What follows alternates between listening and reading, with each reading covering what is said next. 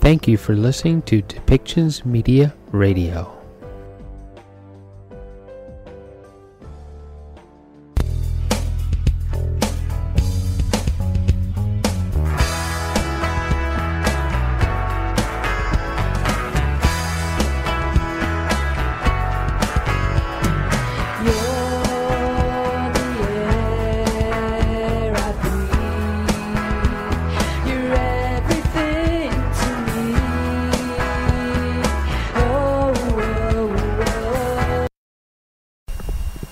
Welcome back, everybody.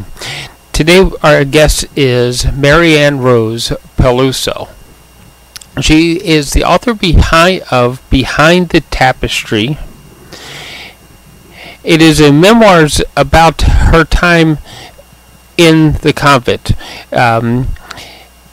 but it's more than just what happened to her while she was trying to become a fully valid nun in the Catholic Church. There's more to her story than that. Her story is based first in a chronic pain situation, and that chronic pain has its own set of emotions and dealings with that Marianne had to cope with while trying to become a nun within the Catholic Church. But we also want to focus on the fact that she was called to do special work in our communities by a higher power, and that God, as we're going to refer to that power today, told her that she was to serve the people in her community in a very special way. And that special way started with her first attempting to become a nun, and because of the health issues dealing with the chronic pain, she didn't complete going past being a novice. And her story doesn't necessarily end with her not being able to take her final vows as a nun. Her story continues past that, because what you're going to find out is that she still managed to get a postgraduate degree, and she also still till today serves the community in a very spiritual way, and she helps many people find their path to faith and their belief in a higher power, God. So let's welcome Maryanne Rose to the show.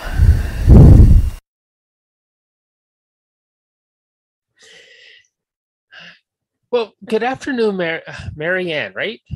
Yes, good afternoon, Michael. Yeah, because your author name is M Rose, which I almost called you Maryanne Rose. Yeah, that's okay. Yeah, so Rose is actually my confirmation name. It's not my middle name. So I wanted to use my last name, but I wanted to, try to protect the identity of the sisters as much as possible. So I thought if I kind of tweaked my name a little bit, that would be, would be better than, just using my whole full name. Yeah. Okay. So for those who aren't Catholic, I'm going to get to a couple of points here with some stuff. Sure. That in the Catholic faith, the first level of being entered into the faith in general is being christened or baptized, right? And Correct. then the next level where you're confirming your faith as what would be an adult, or at least spiritually as an adult at the age of 13, you go through confirmation. And my confirmation name was Mark. I picked Mark because of some of the really good stuff that he did out of faith as we read the Gospels. Why did you pick Rose? My godmother's name my mother's older sister is Rosemary. She's deceased now. But Rosemary, she's my godmother. And however, I picked my grandma Peluso, to be my confirmation sponsor, and her name is Mary Veronica. I didn't really care for the name Veronica, but I liked Rose, so that's kind of why I went with that. So it was a combination of, honoring my godmother, but picking my grandmother to be my sponsor. Wow. Okay. Very cool. Okay. So you wrote the memoirs Behind the Tapestry, and it's a story about you entering and your involvement in the convent and trying to become a nun, right? Or sister, rather, a sister. Yes. So first, when you entered this role, you already had some underlying health conditions. Well, now it has an elongated name, and I'm going to ask you to say that name because I'm not going to be able to repeat it. Yeah, when I first entered the convent, I had been having some odd symptoms, not really feeling that great. Never in a million years suspected any kind of neuropathy or nerve damage. Certainly didn't suspect it to be anything that was chronic. But I just had just a general feeling of not really feeling well. It's kind of hard to describe. It was a bunch of different symptoms. So I just basically started out, real simply by going to the regular primary care doctor and, going for real simple stuff. And then when it became time for me to go into the convent, I wanted to have 2 weeks between leaving my full-time job as a graphic designer before going to the convent, because I wanted to go on a retreat and had some things that I needed to wrap up. And it was at this time that I still really wasn't feeling any better, and nobody could really tell me what was really going on. I mean, we guessed and we tried different things, but nothing was really happening. And so I had a really serious decision to make. Should I, leave my job and go to the convent anyway? Or, who knew? I didn't think it was anything, like, I wasn't afraid of dying or anything like that. I didn't think it was anything fatal. I just had no idea what it was, and if it would somehow somewhere down the line, prevent me maybe even from staying in the convent. But everyone reassured me to just step out in faith and to go for it. Even some of the sisters early on that I had spoken to about it encouraged me to give it, just to go for it. And so I did. Yeah. What was the diagnosis of the condition? Yeah, about 2 years before leaving the convent, after being there for 8 years in total, I was diagnosed with a condition called pudendal neuropathy, or neuralgia, or pudendal nerve entrapment. They're all pretty much the same thing. The pudendal nerve is a very delicate, tiny, intricate nerve that runs through the pelvic floor in both males and females. And my particular nerve is either entrapped or being pinched somewhere along the route of the nerve for whatever reasons. Nobody could really give me a specific answer for why, I have this particular condition. But that's what we ended up finding out after a long, long time and many, many different doctors and different diagnoses and treatments. It was actually it's ironic because it actually wasn't even a fancy specialist medical doctor that diagnosed me. It was actually a female specialized physical therapist who first mentioned the pudendal nerve to me. I had never even heard of it before. And she suspected that that's what I had. And then later on, after, with her suspicions, and she sent me to a couple of specialists, and they were, for the most part, were pretty much able to confirm that. So it's called pudendal neuropathy or neuralgia. Oh, okay. So if the nerve runs along the pelvic floor, what Correct. does it controls, like bladder and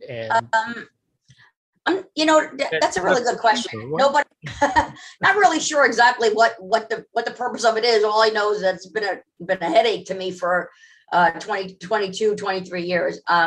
I'm not really sure what exactly, why it's there, what exactly what purpose it serves. It's kind of funny. I never really thought about it, but yeah, it runs through the pelvic floor.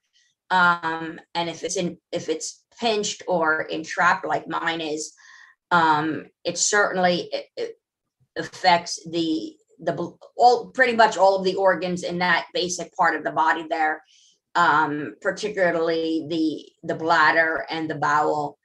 And most PN sufferers will tell you that they have issues with both faculties. So it's not like something you could just kind of go in and cut out, because if you were to, there is surgery for this particular condition, but it doesn't always help with the pain. And I've heard some real horror stories as a result of people having the surgery where they were actually worse off than they were when they started. So I won't even consider that. But yeah, sure, you can lose all function of your faculties there. Besides, right now I have problems with them, but I'm still able to pretty much, have control of them. If there was something, if the nerve was further damaged in a surgery or, whatever, then I would probably be, lose all function whatsoever and have absolutely no control. And that's certainly something that I don't want. So I'm not, although people have suggested surgery to me, it's definitely something that the last resort thing. I'm not interested because I can't, my pain is already bad as it is. I can't imagine it being any worse. So I'm just like, I'll just skip over the surgery for right now.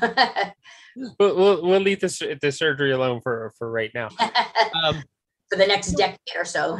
Okay. So you're going into the convent and understanding what the nerve controls, and you're at the beginnings of trying to figure this out.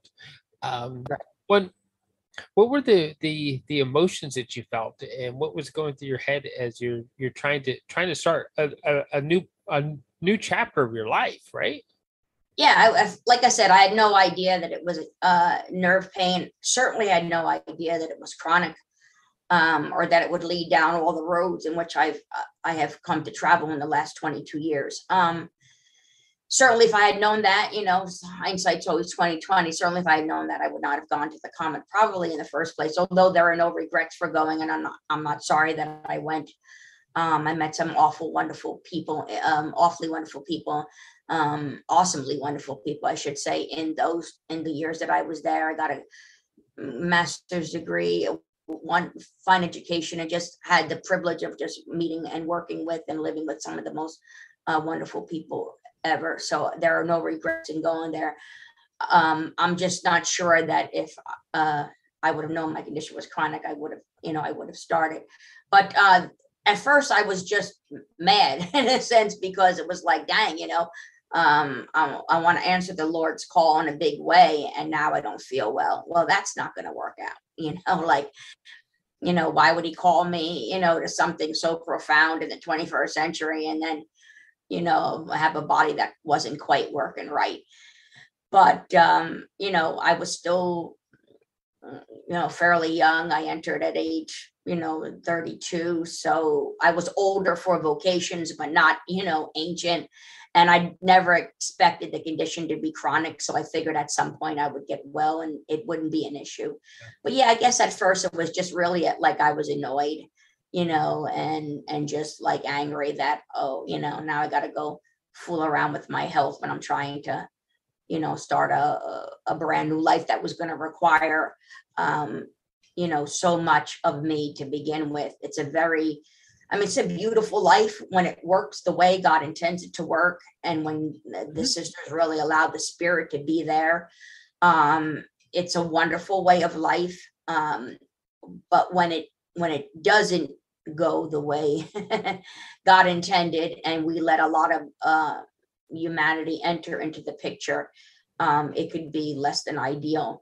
But either way, whether it's less than ideal or exactly the way God intends it to be, it's still a physically, emotionally, mentally, and spiritually demanding type of a life. And I don't necessarily mean demanding in a bad way or in a negative way. It just requires the whole of the person. And that's one thing. If you're 100% or even 90% physically well, but I wasn't when I went there. And then my health just continued to decline. I was there for almost a decade. So in the 8 years that I was there, in other words, what I experienced when I went there, as far as physically, and how I felt when I left 8 years later, were two totally different things. I was much worse leaving than I was when I got there. Yeah. I'm going to ask you this though.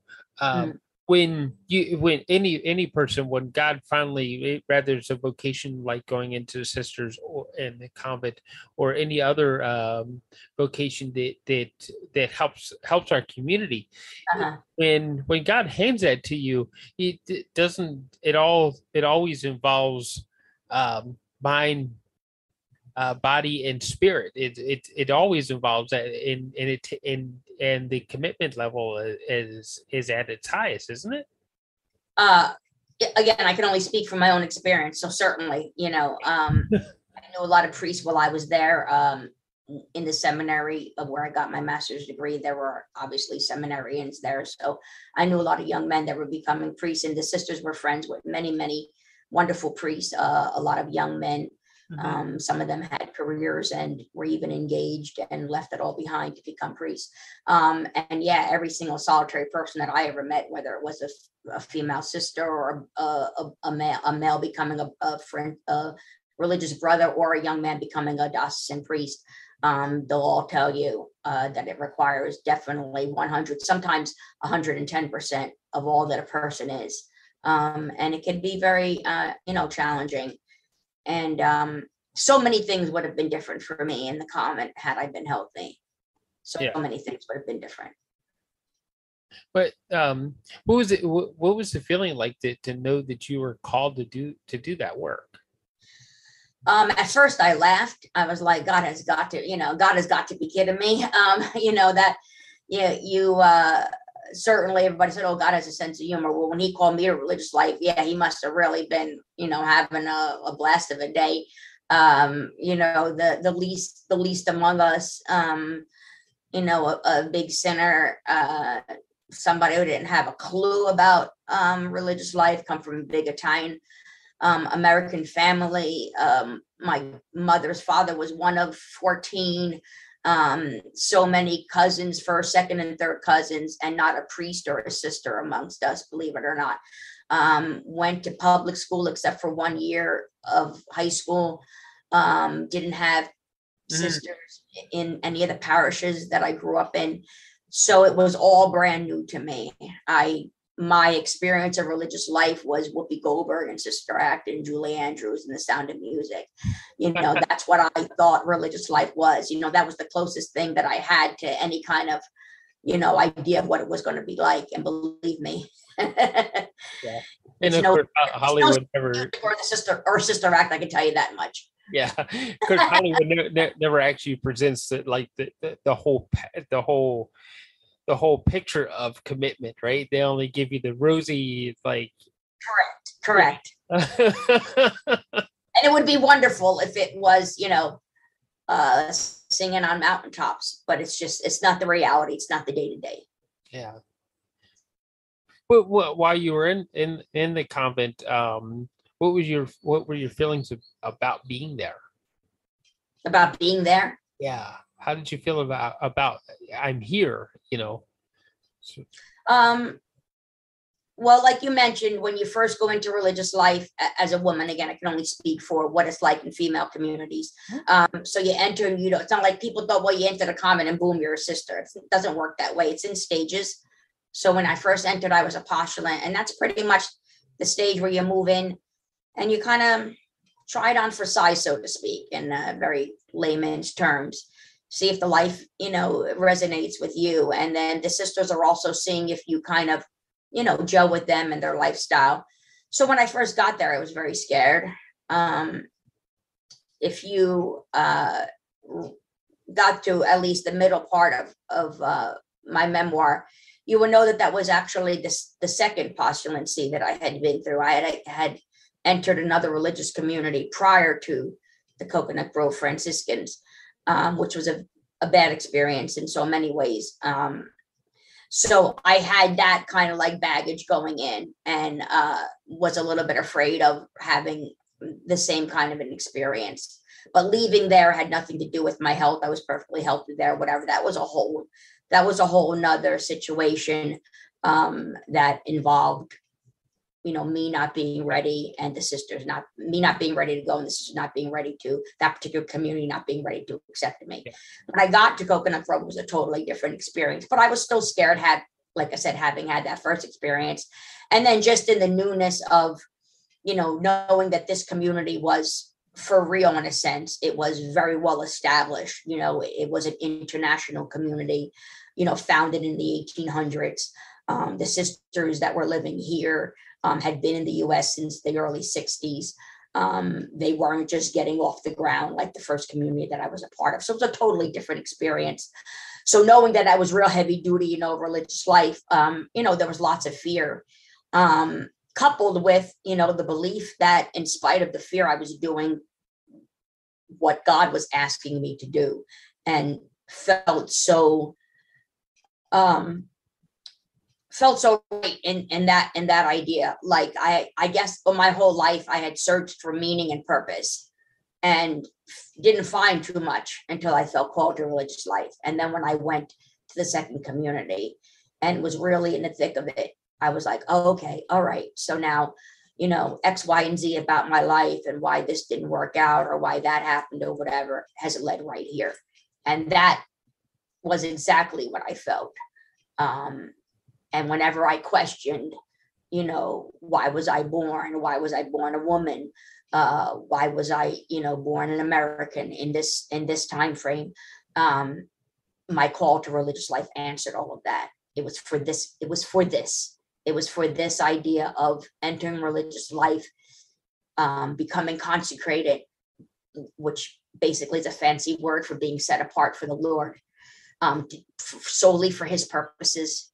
That grounded me and gave my life meaning in a way that it had never had before. And no matter what I did, I always felt like I was wandering.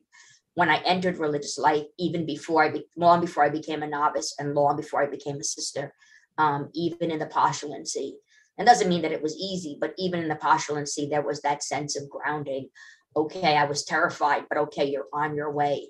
This is who you are. This is what God has called you to. This is the plan for your life. His purpose for you is to touch others as a religious sister in this lifestyle. It just felt very much at home. Yeah. So you had that really good feeling that purpose brings us, right? Oh, absolutely. Yeah, it was. And like I said, I was 32 when I entered, and had a 10-year career as a graphic designer. But nothing that I had ever done ever felt like that before. This just had a whole new meaning and a whole new, I just felt grounded for the first time ever in my life that was what I was supposed to be doing. This is why I am who I am, and this is what I'm supposed to be doing. Right. And I'm going to get back to this, but even when I first spoke to you, as we started the process of inviting you into our podcast today, I could just feel the faith that you have in God. Well, thank you. I appreciate that. Really cool thing. Thank you. So you found your purpose. You're going into the convent, and it's like something health wise is nagging at you, and it starts to escalate. According to the story, after you become a novice, right?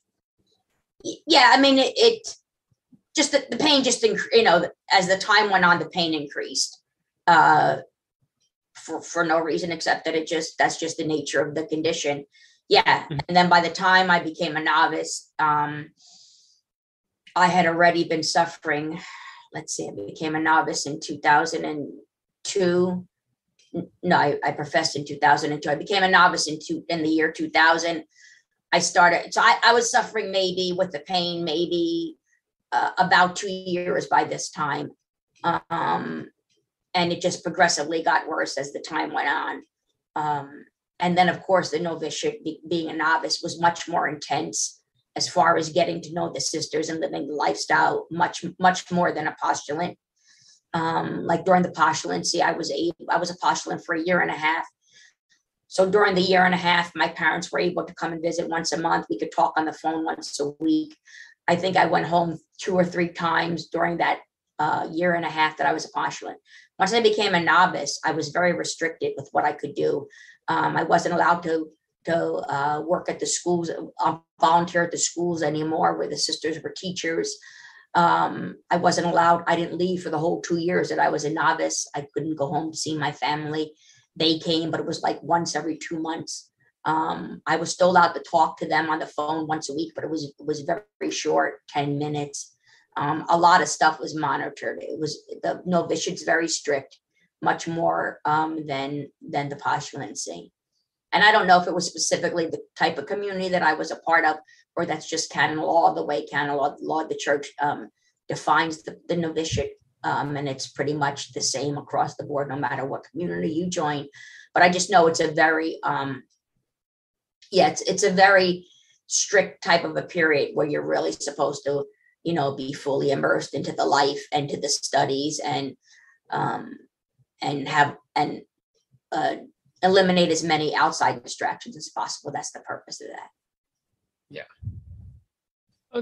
Understandable. Making sure that your focus is towards the life that you're building with your faith in God, right? Correct. Right.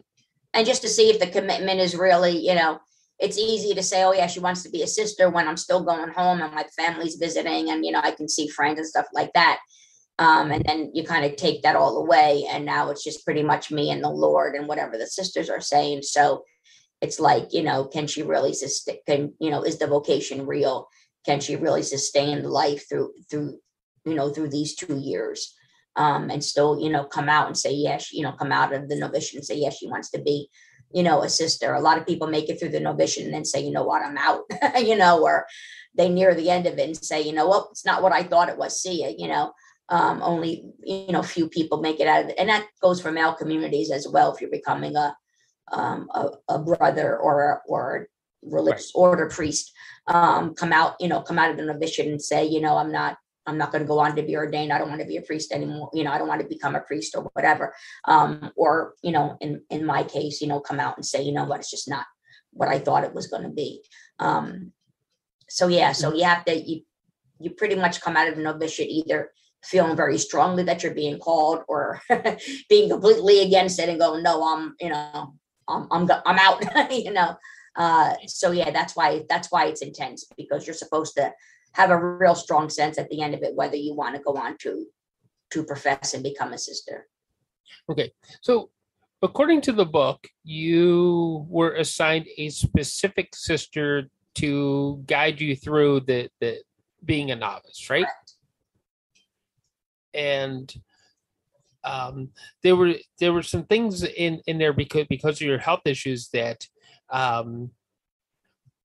in one direction I can see you as like, is this ever going to, because you have to keep going back and forth to the doctor for this for this test, that procedure, whatever it all was, right?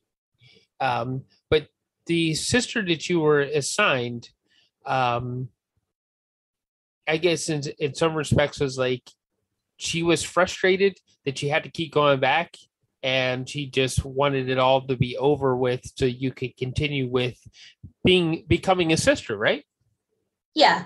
I really, I can't speak for what was in her heart and what was in her mind, but from where I was sitting, and I really hate to say this because again, I'm not inside their heads and their hearts. And I really hate it when they tried to tell me they were in my head and my heart, and it really drove me nuts. So I really don't want to turn the tables and say what they were exactly thinking or feeling. But it'll be 15 years on the 19th of this month that I have left the convent. I left on June 19th in 2007. So it'll be actually 15 years. But in looking back, and even in writing the book, which took over 6 years. I'm not sure if they believed that I was really even sick. I'm not really sure that they believed there was really something wrong with me. I think some of them believed it, especially since that was the reason primarily why I ended up leaving. But I think some of them might have just thought that it was a smokescreen or an excuse to not do certain things or whatever. I'm not really sure. And I'm not really sure where this particular sister was coming from. At the end of the day, she just didn't get it. Either she believed me and just didn't care, or she believed me and just didn't want to get it, or she just didn't flat out believe me. I really can't say, but yeah, I think some of them felt like as if, it wasn't really real. It was just an excuse for me to get out of whatever. Or whatever. Yeah. I mean, that doesn't even make any sense when you think about it logically, but that's what I believe, where some of them, not everybody, but that's where I believe some of them were coming from. And I can't say in specific to the sister that was in charge of novitiate, but in looking back, if I had a venture, I guess, I would say she was probably more leaning towards that, towards that idea that, it wasn't as bad. Maybe they believed something was wrong, but the pain wasn't nearly as bad as I claimed it was, because I looked okay, Yeah. with people with Pudendal Neuropathy and with what they call hidden disabilities like fibromyalgia and chronic fatigue syndrome and all those kinds. You look okay. You look normal. You look healthy. It doesn't matter that I had burning pain, which is very typical of Pudendal Neuropathy. Burning pain that made me feel like I wanted to jump out a window. That doesn't matter. You look okay. And so because I looked okay and I was able to keep up for the most part with what I needed to do, they just assumed that either I wasn't really sick or that it wasn't as bad as I said it was. It wasn't that. It was just that I had to grin and bear it because it wasn't about me. It wasn't supposed to be about me. Being in religious life was supposed to be about what God wanted of me, what his will for me was, and what fulfilling that purpose for my life. I had searched my whole life from as young of an age as age 10 of, after some familial issues and not quite feeling like I belonged even in my own family. Started to rear their ugly head. So for years I had searched for that purpose. Well, now I had finally found it, and now I had a body that wasn't cooperating. Well, that couldn't stand in my way, so I had to push through it because I was going to fulfill the Lord's purpose for me if it killed me, and that's why I got through it, not because it wasn't really real or because the pain wasn't really bad. It was because more important than how I felt in my body was what I felt in my heart and what I felt in my mind. And I had an obligation to the Lord to fulfill his will for me, and believing that becoming a Coconut Grove Franciscan sister was his will for me. And that was most important to me. Yeah. It seems since I've known you over the past couple months that serving your community around you is still very important. I'm sorry. I said it would seem that serving your community around you still seems to be very important to you. Yes. Oh, yeah, definitely. I try to continue to volunteer at any of the parishes. I've moved quite a few times within the last few years. So wherever I find myself, I try to volunteer in some aspect at the parish. And now I'm a part-time caregiver for some elderly people in the neighborhood. And even though, it's a paying job as opposed to, something that I do strictly, on a volunteer basis or, as a ministry, I try to take that very seriously and want to still, try to bring my faith into that, especially if the people that I'm caring for, are Christians and they, a lot of them are Catholic. And so I could share my faith with them and, I've shared my story of being in the convent. I've shared about my memoir, and I've actually even prayed with as part of caring for them, prayed with them and read to them and different things from the Bible and stuff. And so I try to bring that into whatever it is that I'm doing. Yeah. No, no, the one sister that was actually in charge of your whole novice program, you said that she, in the book, that she had trouble believing you at times, but there was another sister that you visited that she had training as a nurse, and she did find a little more compassion towards your condition. Is that right? That's correct. Yeah, she was one of the middle-aged Americans that was stationed at one of the houses in Pennsylvania. And she was a nurse, yes, and she ran a parish nursing ministry. And she was very compassionate, and really during the second year of the novitiate, I was allowed to leave the mother house and spend time in two of the other houses within the United States delegation. And so going there to Pennsylvania was one of the first places that I had gone to. And I spent 6 weeks there with the superior, who was an Italian, older Italian sister, and then two young American sisters. Well, the sister that was the nurse was a little bit older than me. And then there was another young sister who was a teacher. She was a little bit younger than me. And we had known each other because when I first joined the community, they were stationed in New Jersey. So we had gotten to know each other a little bit before. And then they were the house in the house in Pennsylvania was opened. And then they were stationed there. And then I went to stay with them. And she was, yes, Sister Thomas was very, very understanding to me. And she believed, I know she totally believed me and was tried to be as compassionate and as understanding as possible. And I had a wonderful time when I spent the 6 weeks there with the sisters in Pennsylvania. We had a wonderful time. And and that was about a year and a half through my through my novitiate. So I only had a few more months to go. And after leaving there, I felt even more confident that I was going to make it, through the rest of the novitiate and definitely, go on to profess my vows again, in spite of the fact that my body just wasn't cooperating with me. Yeah. So you found people who did offer you compassion towards your condition, and of course that made you feel better even today when you find people that have compassion towards your condition versus those who are like, oh, this has got to be a large lump of stuff. There were definitely sisters that were wonderful to me, and I believe again in retrospect that had everyone, there was about 20 of us when I first entered in 1999. There's about 20 of them living here, almost 20 living here from various countries, but living here in the US.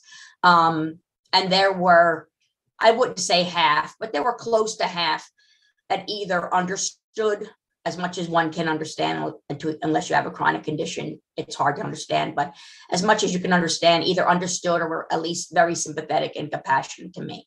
Unfortunately, most of the ones that were understanding and compassionate were never in roles of authority.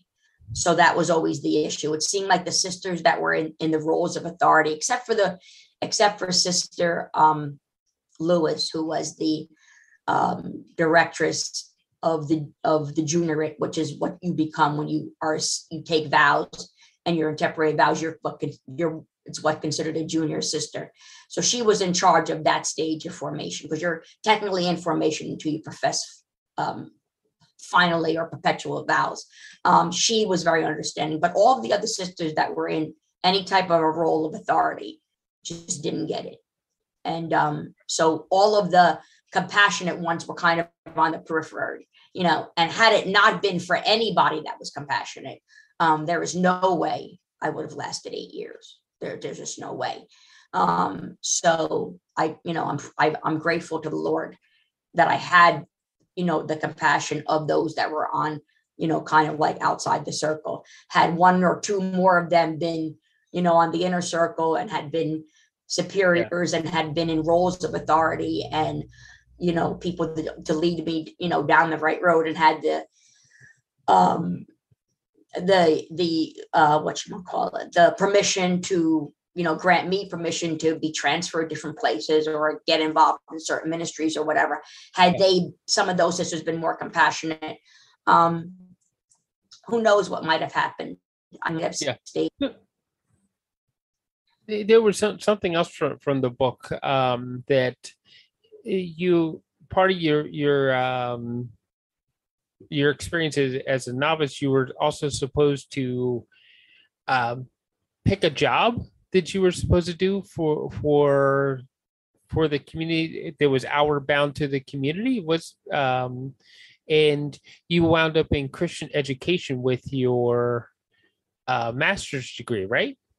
Yeah. I really didn't have to worry about a ministry, like a full-time ministry, until after I became a sister, and then until after I received my master's degree.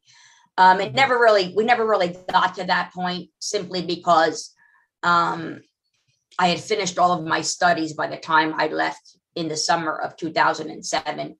But I had not earned my master's degree fully, because I had finished all the coursework the December prior to leaving.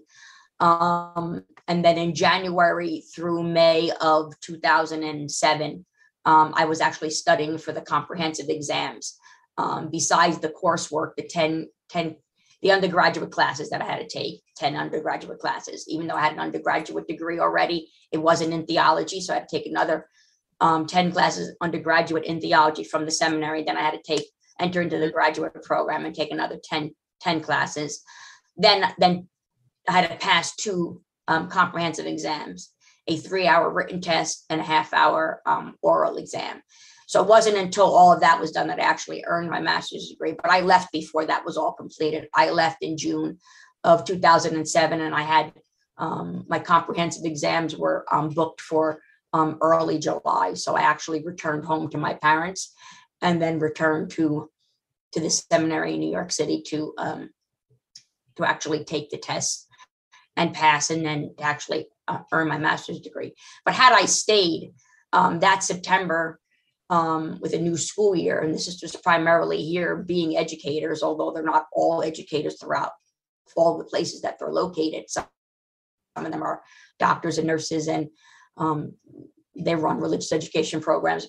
They're primarily teachers in grammar school, on the grammar school level.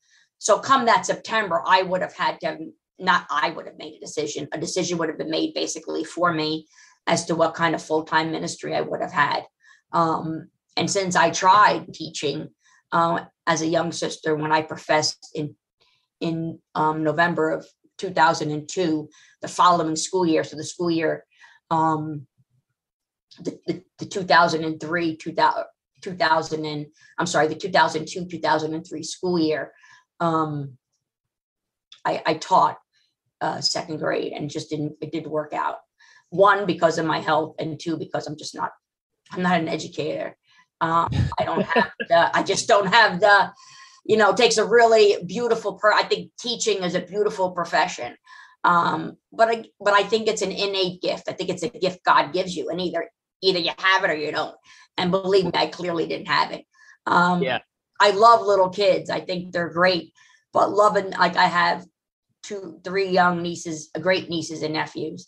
I had they're adults now, parents of the 3 that I just mentioned, but I had a niece and nephew, and I loved them when they were kids growing up. I love children, but loving them and being related to them and playing with them and teaching them are 2 totally different things. And I just don't have the personality and the temperament to put up with little kids, who are screaming and crying because Sally stole their pencil and all this kind of stuff. And, I had a lot of kids that had behavioral issues in my second grade classroom, and I had no clue how to deal with them. My bachelor's degree was not in education like some of the other women who joined and became teachers. My bachelor's degree was in, graphic design.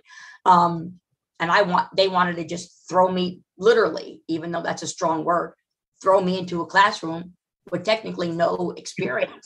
I had to fight and say, please, there was no time to send me back to school to get a degree in education. I realized that they told me I was going to teach in September, and it was already April when I first started, after I professed. So I had to beg them, please send me to some kind of seminars or workshops or whatever, just so that I could get my feet wet a little bit. So I wasn't just like, put in a classroom. And I mean, kids are smart, especially today. They picked up on the fact that, hey, this chick clearly has no clue what she's doing. I don't care if she just became a sister or how great she looks in that habit. She really has no idea what's going on. And I didn't. And they were right. They were 100% correct. And some of them just ran roughshod all over me. And these classes they're not small. I think that second grade class in Dorisville that year must have been at least, I don't know, maybe 15, maybe half and half, boys and girls, a little more girls than boys, but like half of the boys had serious behavioral issues. Some of them had severe learning disabilities, and I just clearly wasn't equipped for that. Yeah, well, yeah, with learning disabilities, again, that's a specialized thing, not a, that's something you just throw somebody to the wolves with. Correct. Yeah. So talk about fear. That I was, oh my Lord, that September, and I didn't last very long. I lasted like 2 months. That's not even, I had my back surgery in mid to late October. I started in September, so I didn't even make it 2 months. I was terrified, and I looked terrified. I acted terrified. I spoke like a terrified person. And believe me, the kids picked up on that almost, even in second grade, almost instantly. Yeah. Okay. So let's get to the part where the decision is being made that it's time to leave the convent. Mm-hmm. It just isn't going to work out. What was the emotions that you went through? At first it was disbelief. That wow, you're going to enter the convent a second time, and a second time it's not going to work out. Well, aren't you a big fat loser? So there was definitely the little devil on the shoulder, that voice. And then when I got past that and said, this isn't totally on me. I'm sick. I have a chronic illness. It was nobody's fault. It wasn't my fault. It wasn't God's fault. It wasn't the sister's fault. So when I didn't decide to leave and then boom, the next day I was out. It was a process from like late April, early May of 2007. And then I didn't actually leave until the 19th. Told the sisters around the beginning of June, and then was held up for about 2.5 weeks. So I couldn't get dispensed for my vows that quick. And didn't leave until the 19th of June. So in the very beginning, I was like, oh, you got to be kidding me. You're going to leave a second time. What a big loser you are. And then when I started to really think about that and let the Lord into, because obviously that wasn't the Lord's voice, let the Lord into all that, and really started to focus on the fact that it was due to my, not primarily, but 90% of the reason for leaving was because of my health. And the very real, the very realization that it was nobody's fault that I had a chronic illness, like I said, not mine, not God's, not the sisters. So then that kind of, that eased out a little bit. And then the night the final decision was made, because there had been tossing back and forth, leave, go. Even for years before I actually left, I mentioned many times to the sisters, listen, I don't think I should stay because of my health, blah, blah, blah. And every time I would bring it up to somebody, whomever it was, whether it was Sister Angela or Sister Lewis or whoever it was always, no, stay, your health shouldn't be a reason to leave. You're not the first, sister in the history of this congregation or in the history of religious life. I mean, most of the saints that were sisters had awful things and they stayed. So don't let that be a reason. Oh, and if you think you're going to leave and then your pain's going to miraculously go away, that's not going to happen either. So there were many times when I was talked out of it. And there was obviously something in me that, let me kind of go along with that, saying, yeah, they're right. But when the final decision was made in late May of 2007, that this was really what I needed to do. And I didn't tell anybody because I didn't want to be talked out of it, as far as the sisters were concerned, except for my spiritual director and my counselor, my Christian counselor that I was speaking with. There was a sense of real peace after a while, that that as hard as it was going to be and as sad as it was going to be, it seemed to be the only thing that I could do. But it was never a waking up of, oh, gee, here I am after 8 years, 6 months from getting ready to make vows. And, I don't feel like being a sister anymore. It was never that. It was never the idea that I no longer found my purpose there. Or, this was a total waste of time. I should have never come. It wasn't any of that. I left still believing that I had a vocation, believe it or not. And that might sound contradictory or confusing or whatever. But I didn't leave because I no longer believed I had a vocation. I didn't leave because I no longer felt grounded there, or that was my purpose in life. I left because I felt like I had no other choice. My health wasn't allowing me to stay. And every sister in authority that could have done something, not to make me well, because there was nothing anybody could do to do that, but to kind of, I don't know, make things a little bit better for me, as far as not my health, but as far as things around me that were happening that were not working, but had nothing to do with me or my health. The sisters that had the authority to do that weren't doing it. And so I felt like I had no other choice, that they kind of boxed me into a corner, and I had no other choice, and the famous phrase that I said to everybody after, I really want to leave.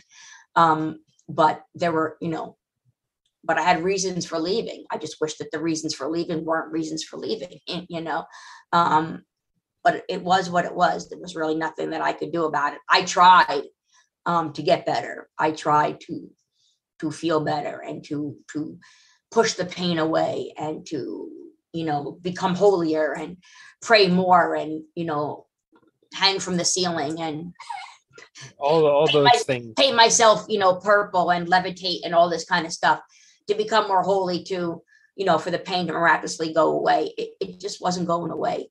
And I tried talking to the sisters in authority that had the power to transfer me elsewhere out of St. Catherine's, transfer me into a house with sisters that understood a little bit better. And unfortunately, it fell on deaf ears. And then after I said I was leaving, then they started to scramble to see what they could do to make things right. But by that point, I didn't want to hear about it anymore. I was like, there's nothing your chance to make things right is gone. I'm out.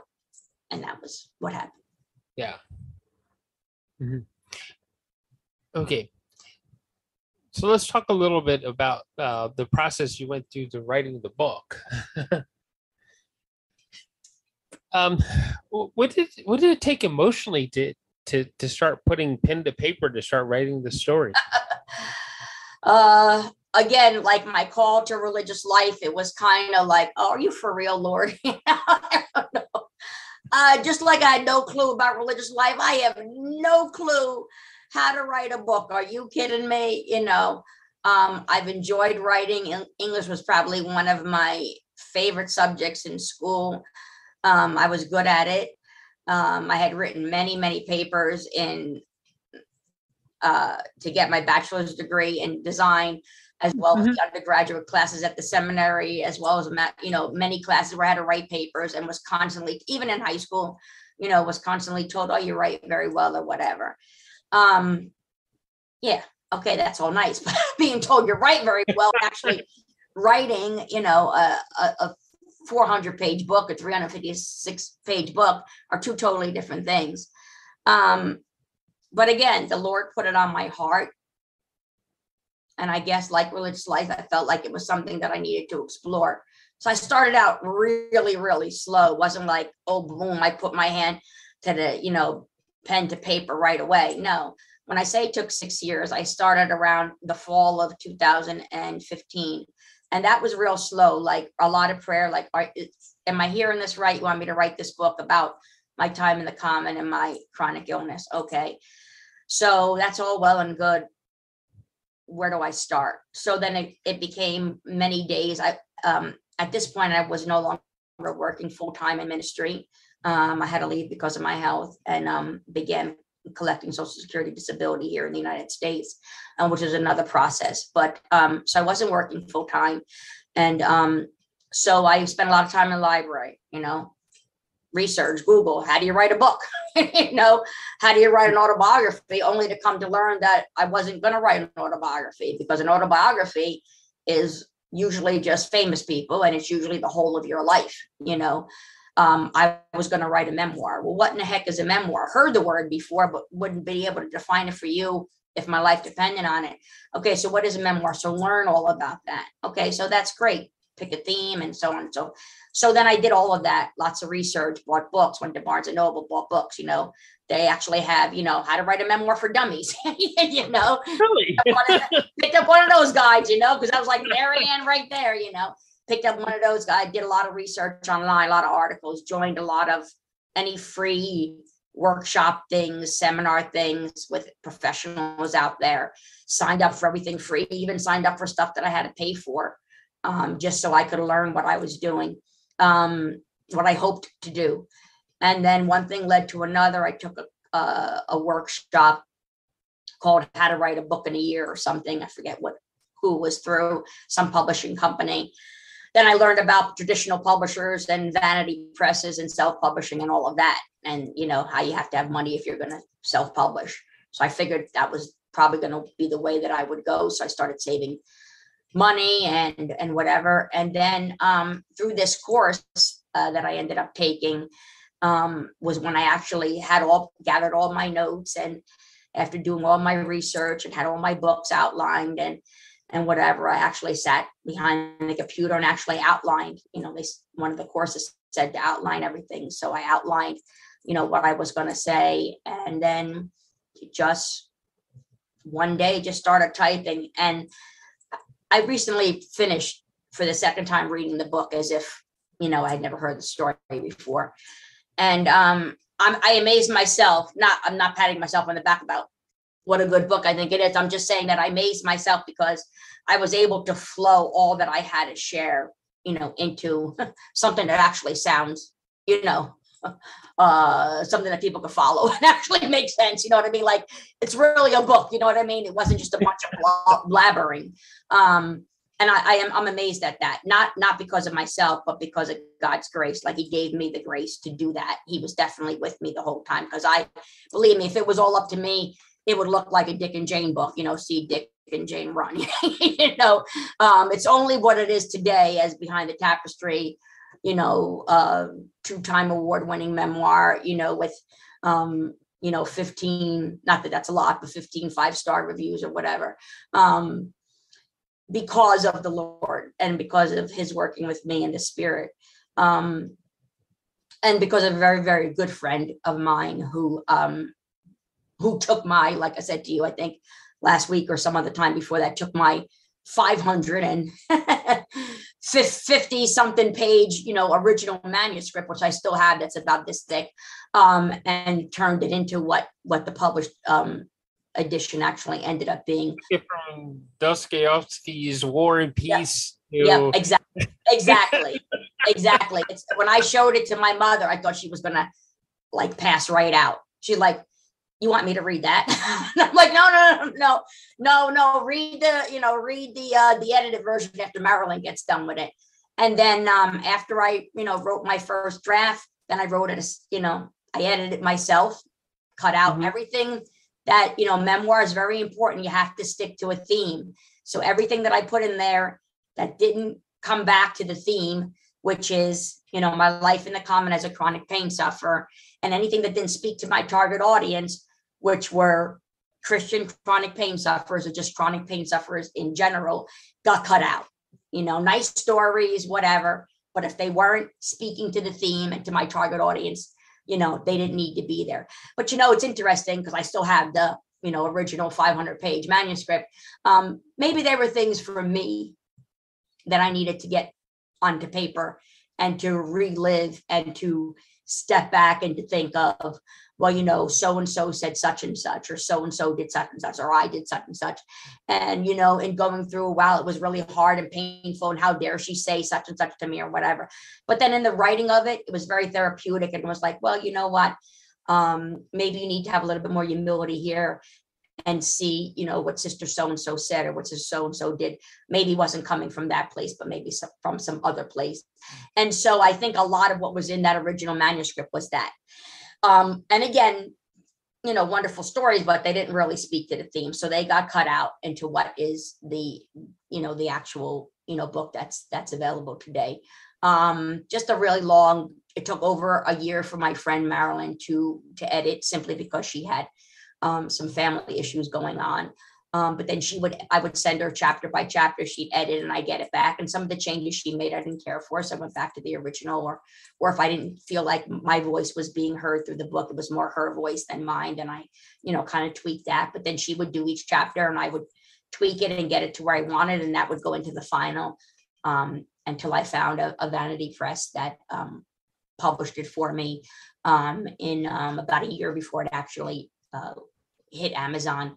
And it hit Amazon on the 21st of January of 2021, right smack dead in the middle of the pandemic, when everybody and their grandmother was writing a book. So so leave it to me to just pick the best timing in the whole world, you know. Yeah. So in a sentence, what's the ultimate goal for the book? What are you trying to teach people? That you're not alone. Chronic illness, whether it's Pudendal Neuropathy or so many others that are out there, it can be scary. It can be lonely, especially if you're disabled to the point where you can no longer work. If you're alone, you know, perhaps you never married, or people get married and then have these conditions, especially Pudendal Neuropathy, because of the sensitivity of the particular condition. Not to be too forward, but some women and men with this condition can no longer be intimate with partners, and so they end up losing spouses, and now they're alone.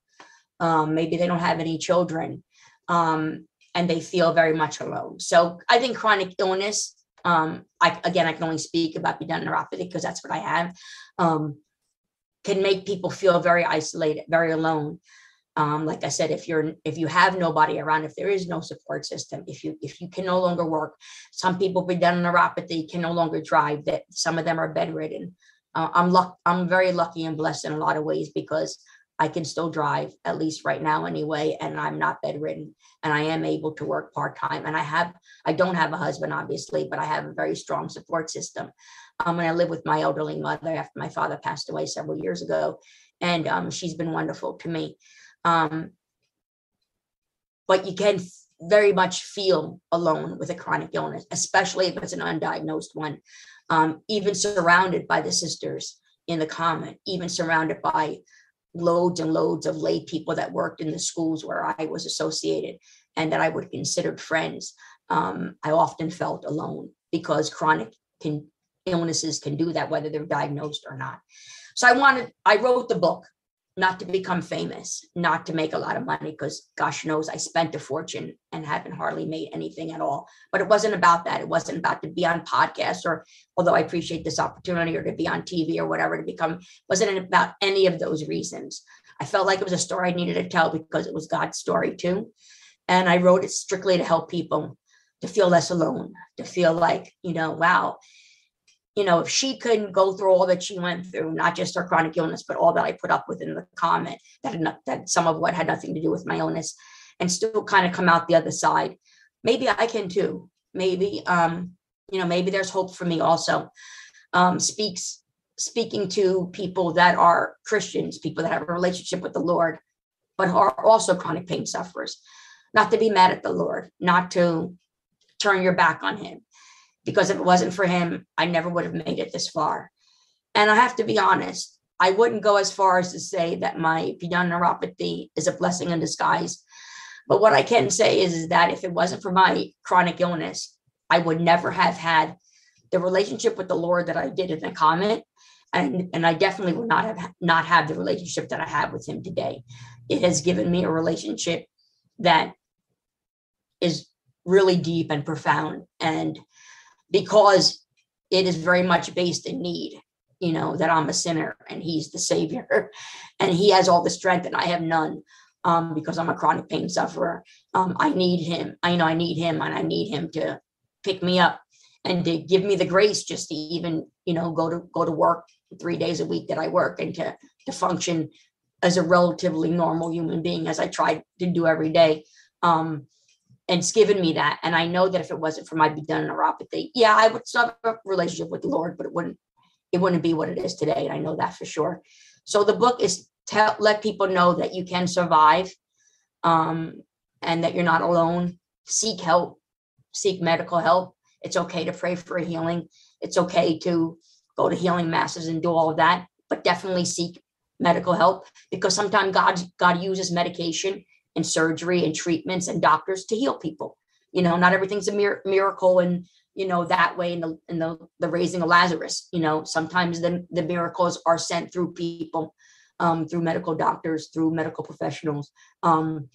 So do that. Take care of yourself. Educate yourself. Find out all that you can about your condition, especially if you have something rare and strange like Pudendal Neuropathy. And there are doctors who don't even believe the condition exists. They'll tell you there's no such thing as the pudendal nerve. Well, that's a lie. And educate yourself and go in there and say, no, I know what I feel, and this is what I feel, and I need you to help me, and to advocate for yourself, and that you're not alone, that God has your back, others have your back, lots of support out there, especially on Facebook. And you can make it one day at a time with God's grace. Okay. So thank you for writing the book. Thank you. And if you look for on Amazon, for everybody out there listening, if you look for it on Amazon, it is under M Rose, and it's Behind the Tapestry. So enjoy the book and share it with other people that have chronic conditions, so that they can find some hope.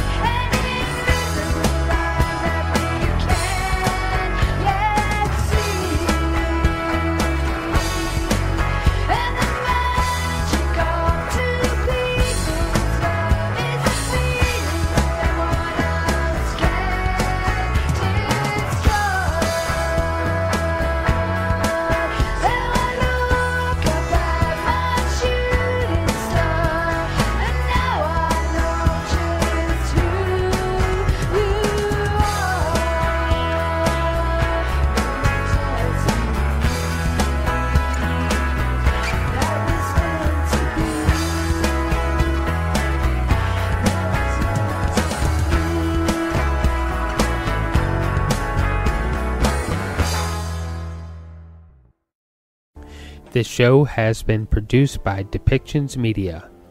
Please contact us at depictions.media for more information.